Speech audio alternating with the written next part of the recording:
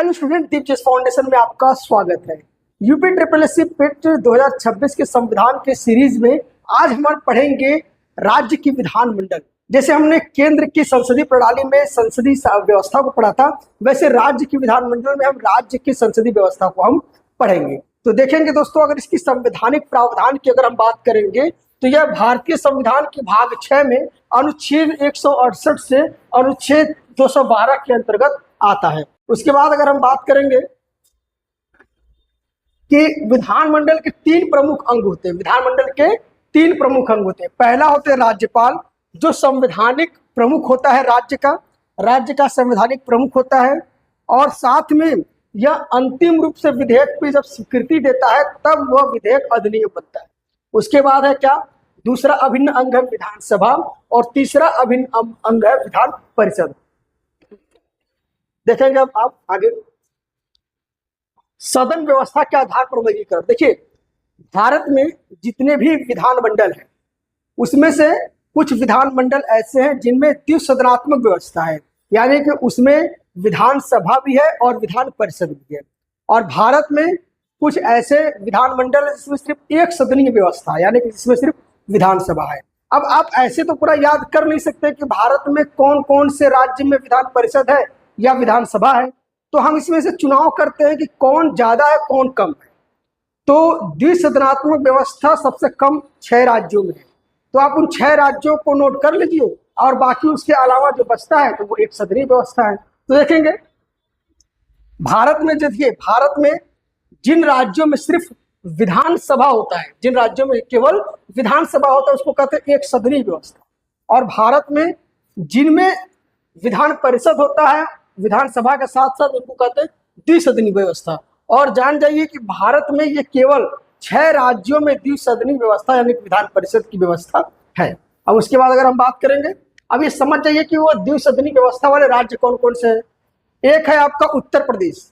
उत्तर प्रदेश में सर्वाधिक विधान परिषद की सीटें हैं, इसलिए ये अक्सर एग्जाम में आपसे पूछता है। और साथ में आप यह भी नोट कर लीजिए कि आप जो तैयारी कर रहे हैं यूपी ट्रिपल एससी पेट का कर रहे हैं, तो स्वाभाविक है कि उत्तर प्रदेश से प्रश्न पूछना अनिवार्य है। तो जान रहिए कि उत्तर प्रदेश की विधान परिषद की जो संख्या है, सीट की संख्या है, वो 100 है, ये नोट डाउन कर लीजिए। उसके बाद क्या है, बिहार है उत्तर प्रदेश में, विधान परिषद में बिहार है। फिर क्या है, महाराष्ट्र है, उसके बाद कर्नाटक है, उसके बाद आंध्र प्रदेश और तेलंगाना है। तो इस प्रकार से 6 राज्य ऐसे हैं जहां पे विधानसभा के साथ साथ विधान परिषद की भी व्यवस्था है, जिसको कहते हैं द्विसदनात्मक व्यवस्था। अब अगर हम बात करेंगे कि कुछ अनुच्छेदों को हम समझ लेते हैं, जैसे कि ऐसे अनुच्छेद जो विधानमंडल या विधान परिषद को कवर करते हैं, जो अक्सर एग्जाम में आपसे पूछता है। तो देखिए, आर्टिकल 168 क्या कहता है, आर्टिकल 168 कहता है कि राज्यों के विधानमंडलों के गठन का प्रावधान, यानी कि राज्य में जो विधानमंडल होगा उसके गठन के बारे में क्या कहता है आर्टिकल 168। आर्टिकल 169 कहता है कि राज्यों में विधान परिषद के सृजन या गठन या उसके समाप्ति की प्रक्रिया के बारे में कहता है। उसके बाद आर्टिकल 170 विधानसभाओं की संरचना, सदस्य और सदस्यता और परिसीमन के बारे में बताता है। आर्टिकल 172 राज्य विधानमंडल में सदनों की अवधि, यानी कि जो विधानमंडल होता है उनके सदनी कार्यकाल के बारे में बताता है। उसके बाद हम बात करेंगे आर्टिकल 173 राज्य विधानमंडल की सदस्यता के लिए आवश्यक योग्यताएं, यानी कि जो विधानसभा के जो सदस्य बनना चाहता है, जो सदस्य बनना चाहता है उसकी क्या योग्यता होनी चाहिए। उसके बाद आर्टिकल 178 विधानसभा के अध्यक्ष और उपाध्यक्ष के पदों का सृजन एवं दायित्व, यानी कि जो विधानसभा अध्यक्ष होता है और उपाध्यक्ष होता है। उसके बाद आर्टिकल 179 विधानसभा अध्यक्ष व उपाध्यक्ष के पद रिक्त होने व त्याग पत्र होने पर। और उसके बाद आर्टिकल 182 विधान परिषद के सभापति और उपसभापति पदों का प्रावधान। उसके बाद आर्टिकल 191 विधानमंडल के सदस्यों की अयोग्यता। उसके बाद आर्टिकल 194 विधानमंडल के सदनों तथा उनके सदस्यों के विशेषाधिकार एवं शक्तियां। आर्टिकल 199 धन विधेयक की विशेष परिभाषा, यानी कि आपको हमने पहले बताया था संसदीय व्यवस्था में कि धन विधेयक क्या होता है, वित्त विधेयक क्या होता है और साधारण विधेयक क्या होता है। तो उसी तरीके से राज्य विधानमंडल के लिए आर्टिकल 199 धन विधेयक की परिभाषा बताता है। उसके बाद आर्टिकल 202 वार्षिक वित्तीय विवरण, यानी कि राज्य का बजट पेश करने का नियम। ठीक है, तो ये आपके प्रमुख अनुच्छेद है जो अक्सर आपसे एग्जाम में एज ए परिभाषा के रूप में पूछ लेता है। अब अगर हम बात करेंगे जो विधानमंडल है, विधानमंडल में जो निम्न सदन होता है जिसको विधानसभा कहते हैं उसके बारे में पढ़ेंगे। ठीक है, देखेंगे सामान्यतः भारत के किसी भी राज्य में यदि किसी विधानमंडल का गठन होता है, विधानसभा का गठन होता है, तो विधानसभा के गठन में कुछ नियम फॉलो करना है।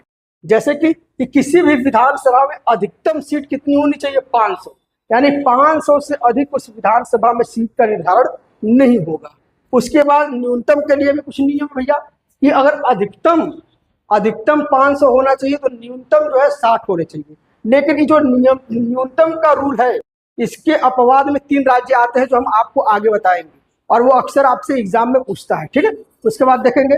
हाँ, और एक चीज और जान लीजिए, अब तो आप यूपी की तैयारी कर रहे हैं तो यूपी में आपको यूपी की विधानसभा सीट की जानने की जरूरत है। देखिए यूपी का जो विधानसभा सीट है वो 403 है। कितना है, 403। अब देखिए 104वें संविधान संशोधन के पहले, 104वें संविधान संशोधन से पहले भारत में कितने थे विधानसभा की, उत्तर प्रदेश में कितने विधानसभा सीटें थी, 404 था, क्योंकि एक एंग्लो इंडियन को हटा दिया गया है जो मनोनयन होता था। ठीक है, उसके बाद चलेंगे हम देखेंगे जो हमने आपको बताया था ना कि विधानसभा गठन करने का जो नियम है न्यूनतम और अधिकतम सीटों का, उसमें जो न्यूनतम जो 60 सीट का एक नियम है कि 60 सीट से न्यूनतम नहीं होना चाहिए, उसके तहत 3 अपवाद राज्य आते हैं जिनमें आज 3 न्यूनतम सीटों वाले जो है न्यूनतम विधानसभा सीटों वाले राज्य। पहला क्या है, सिक्किम है।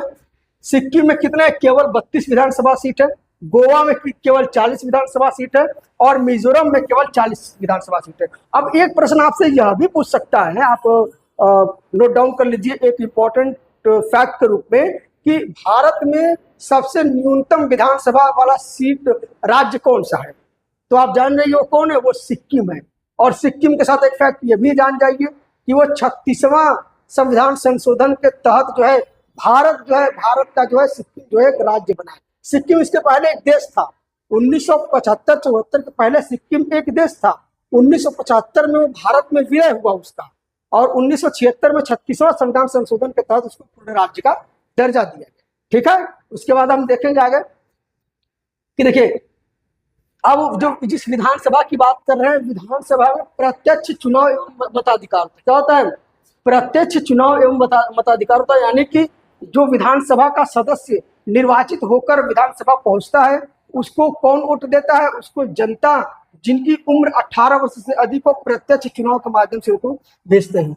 साथ में एक फैक्ट ये भी जान जाइए कि भारत में पहला ई विधानसभा क्षेत्र कौन बना है, तो भारत में पहला ई विधानसभा क्षेत्र बना है हिमाचल प्रदेश। क्या बना है, हिमाचल प्रदेश का पालमपुर बड़ा है। अब देखिए ये विधानसभा क्षेत्र का मतलब क्या है कि जैसे कि एक विधानसभा क्षेत्र के अंतर्गत एक विधायक का काम क्या होता है, एक एमएलसी का काम क्या होता है कि वह अपने क्षेत्र में जो समस्याएं होती हैं उसको जन सुनवाई के माध्यम से समाधान करना, उसके मुद्दे को विधायिका तक पहुंचाना और उसका समाधान करना, यही एक विधानसभा के प्रतिनिधि का काम होता है। लेकिन उसमें क्या होता है, लोगों से मिलना होता है, सूचनाओं को इकट्ठा करना होता है, भीड़ भाड़ होती है, तो और लंबी प्रक्रियाएं होती है।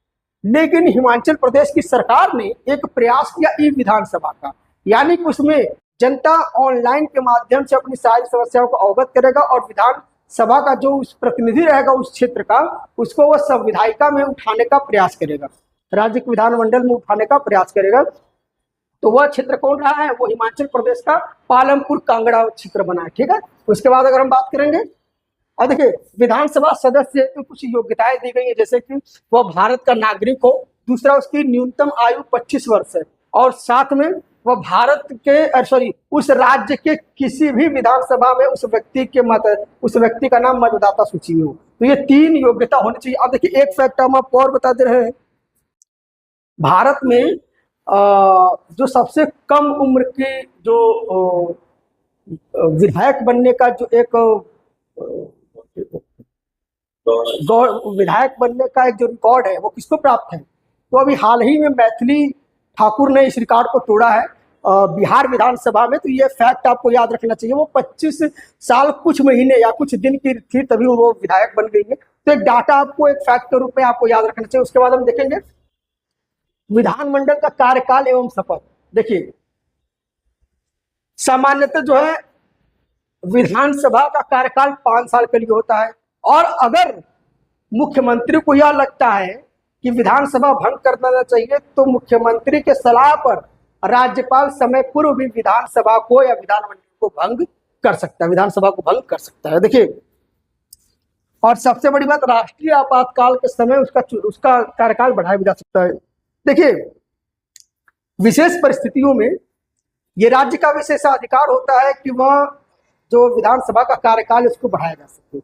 और देखिए, ये फॉर्मूला स्थानीय शासन में लागू हुआ, जैसे कि जो स्थानीय चुनाव होता है, जैसे कि ग्राम प्रधान, पंचायत का मुखिया का, ब्लॉक प्रमुख का जो स्थानीय चुनाव होता है, उसका कार्यकाल भैया देखो मई में समाप्त हो रहा था, लेकिन योगी जी अपने एक भैया शासनादेश से यह कह दिए कि जो पंचायत का मुखिया है या जो प्रधान है उसको अब प्रधान प्रशासक कहा जाएगा या प्रधान सेवक कहा जाएगा। तो एक तरीके से लफबाजी है, और जानबूझकर उनको 5-6 महीने के लिए उनको बढ़ा दिया गया। तो आप समझ गए इस पूरे प्रैक्टिकल को आप, यानी कि ये कभी कभी आपातकाल की स्थिति में बढ़ाना होता है, लेकिन भैया राज्य उसको अपना विशेषाधिकार समझ लीजिए। अब देखेंगे, अब देखिए, जो विधानसभा में चुनकर जाएगा उसको शपथ लेना अनिवार्य होता है, ठीक है। और शपथ कौन दिलाता है?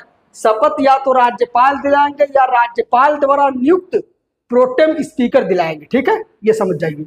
उसके बाद हम देखेंगे चुनाव एवं त्यागपत्र। देखिए, विधानसभा का जो अध्यक्ष होता है उसके चुनाव और त्यागपत्र के, तो विधानसभा का जो अध्यक्ष होता है उसको जो है विधानसभा के जो सदस्य आपस की सहमति से चुनते हैं, जिसको यानी कि जिसका बहुमत दल रहेगा वही विधानसभा अध्यक्ष बनेगा।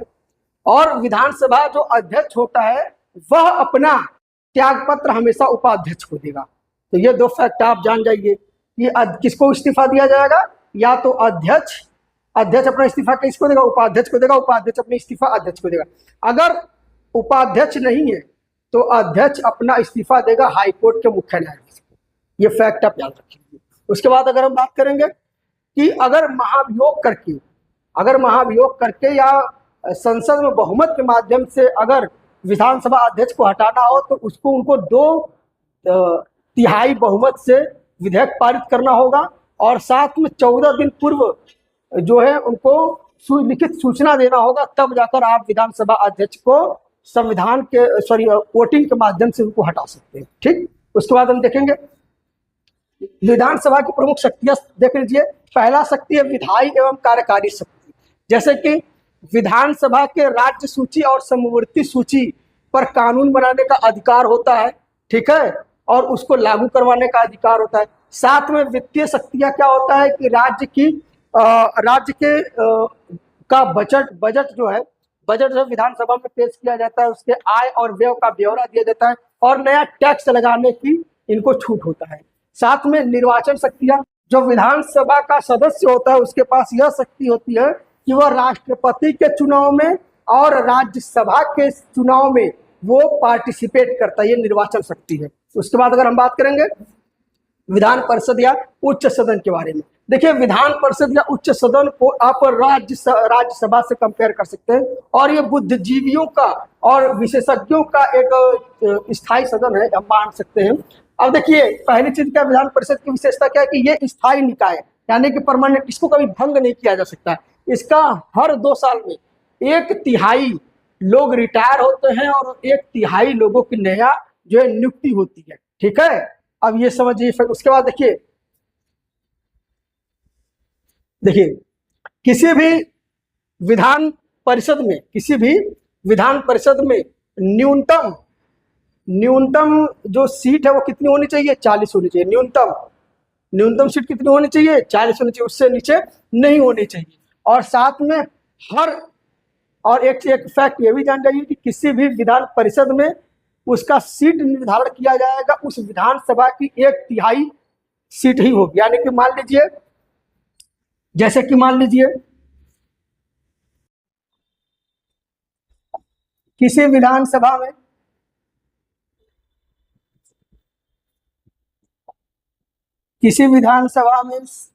सीट की संख्या कितनी है, 100 है। तो अगर विधान परिषद बनाया जाएगा तो कितना बनाया जाएगा, सीट की संख्या 10 बनाया जाएगा, ये नियम है। उसके बाद हम चलेंगे आगे, देखेंगे सृजन और समाप्ति की प्रक्रिया। देखिए विधानसभा का विशेष प्रस्ताव, देखिए पहली चीज एक बात जान लीजिए, अगर विधान परिषद की समाप्ति का, अगर विधान परिषद की समाप्ति का संकल्प विधानसभा लेती है तो विधानसभा अपने उपस्थित कुल सदस्यों की बहुमत का दो तिहाई बहुमत से एक संकल्प पारित करना होगा।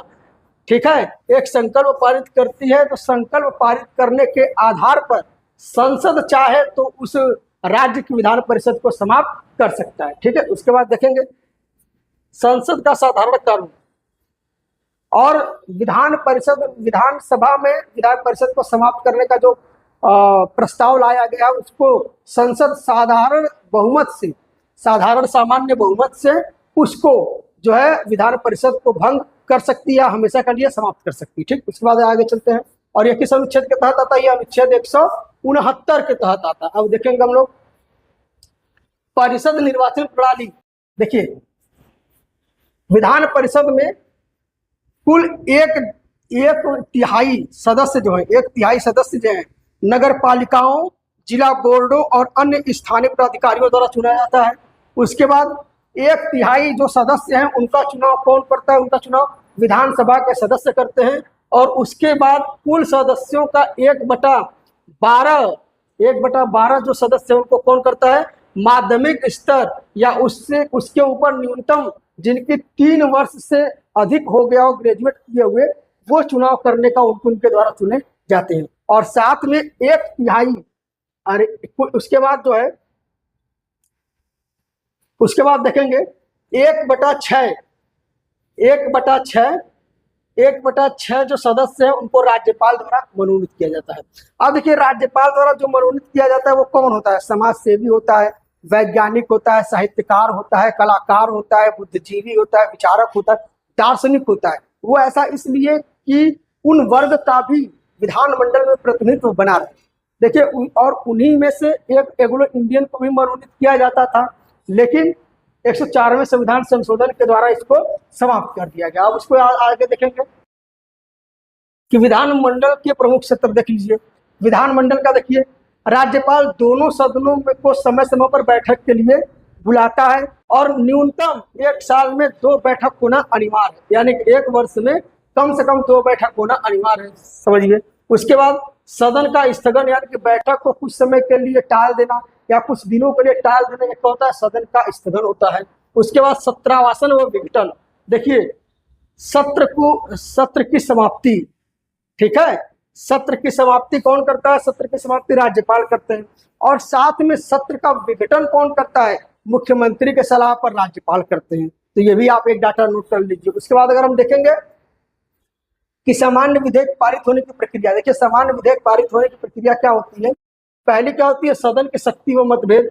सामान्य विधेयक किसी भी सदन में पेश किया जाता है, सामान्य विधेयक किसी भी सदन में पेश किया जाता है।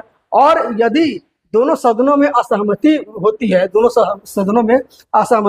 है, तो संसद की तरह, देश की संसद की तरह विधान मंडलों में भी ज्वाइंट सेशन यानी कि ज्वाइंट सीटिंग यानी कि संयुक्त बैठक का प्रावधान कोई नहीं है। ठीक है, यानी कि इसमें संयुक्त बैठक नहीं किया जा सकता है। उसके बाद जो अंतिम शक्ति है वो विधानसभा के पास होती है।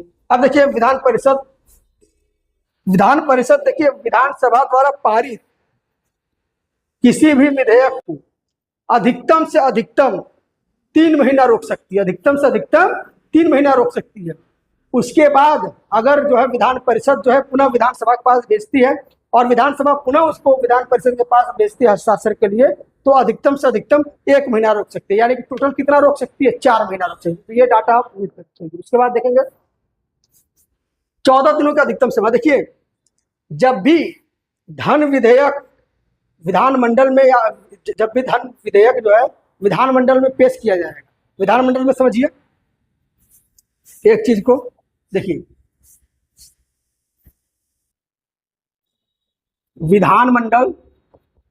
विधानमंडल में 2 होते हैं, एक होता है भैया विधानसभा एक होता है भैया विधान परिषद। देखिए अब एक चीज को समझ जाइए, जो धन विधेयक होता है, धन विधेयक, धन विधेयक का मतलब क्या होता है कि जिसपे टैक्स लगाया जाए, जिसपे रेवेन्यू जनरेट किया जाए, ठीक है, जिसपे व्यय की बातें हो, उसको कहते हैं धन विधेयक।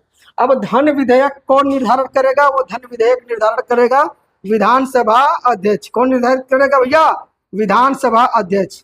और एक चीज जान जाइए कि धन विधेयक हमेशा राज्यपाल की सहमति, राज्यपाल के सहमति पर ही संसद में या फिर विधानसभा में पेश किया जाता है। और अगर विधानसभा में धन विधेयक पेश कर दिया गया तो अधिकतम से अधिकतम 14 दिन ही विधान परिषद इसको अपने पास रख सकती है। और अगर 14 दिन के अंदर वो अपनी सहमति नहीं देता है तो स्वतः ही वो बिल पास मान लिया जाता है। ठीक है, ये नियम समझ जाइए।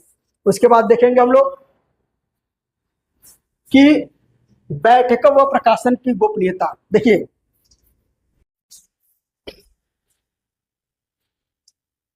देखिए कभी भी कभी अनुच्छेद 194 का सामूहिक विशेषाधिकार की बातें करता है।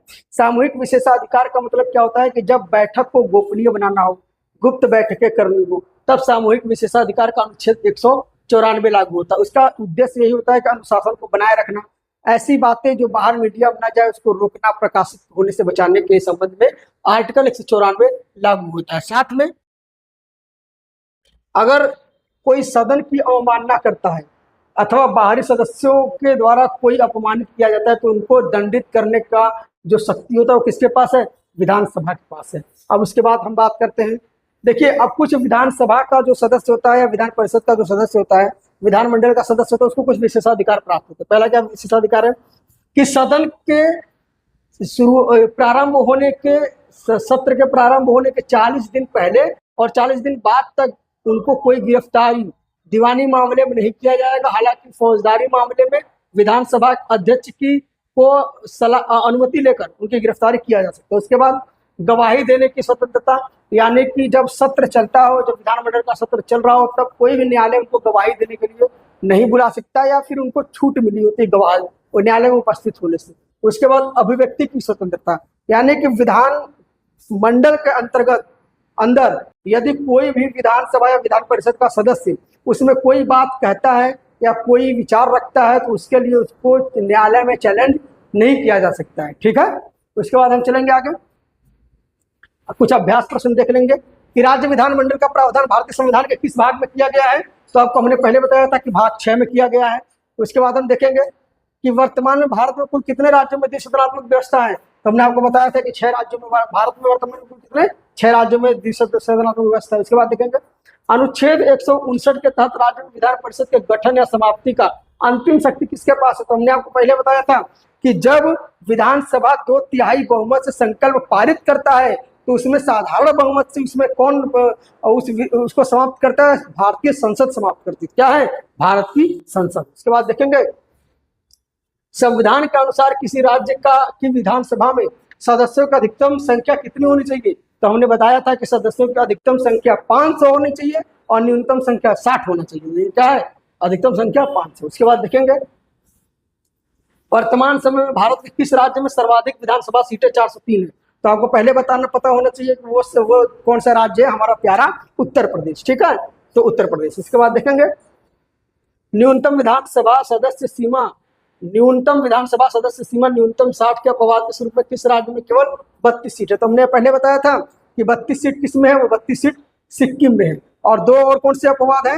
गोवा और मिजोरम। ठीक है, उसके बाद हम चलेंगे विधान परिषद उच्च सदन की सदस्यता ग्रहण करने के लिए उम्मीदवार की न्यूनतम आयु क्या होनी चाहिए। तो विधान परिषद के लिए न्यूनतम आयु 30 होनी चाहिए। विधान सभा का 25 और विधान परिषद का 30 होना चाहिए। तो यहाँ पे आंसर क्या है? 20 है। उसके बाद देखेंगे विधान परिषद के कुल सदस्यों का कितना भाग राज्यपाल कला साहित्य व समाज सेवा द्वारा मनोनीत होता है। तो होता है 1/6 भाग। क्या होता है? 1/6 भाग। उसके बाद देखेंगे हम साधारण विधेयक को दोनों सदनों में मतभेद की स्थिति में विधान परिषद की अधिकतम कितने दिनों तक रोक सकता है। तो हमने आपको पहले बता दिया था कि 3 महीना पहले बार शिफ्ट में और दूसरे शिफ्ट में 1 महीना, टोटल कितना 4 महीना रोक सकते हैं। उसके बाद देखेंगे धन विधेयक के संबंध में विधान परिषद के पास विचार करने हेतु अधिकतम कितने दिनों का समय होता है। तो हमने पहले बता दिया था कि अधिकतम 14 दिनों का समय होता है। अगर उसमें वो अपनी सहमति नहीं देते तो बिल स्वतः पास मान लिया जाता है। उसके बाद देखेंगे जो हमारे ये राज्य विधानमंडल का आज का टॉपिक था, यहाँ से 1 से 2 नंबर के प्रश्न पूछे जाते हैं। तो आप इस वीडियो को अच्छे से देखिए, शेयर करिए, नोट्स बनाइए और ज़्यादा से ज़्यादा लोगों तक शेयर करें जिससे लोगों की तैयारी अच्छे से हो सके। Thank you very much.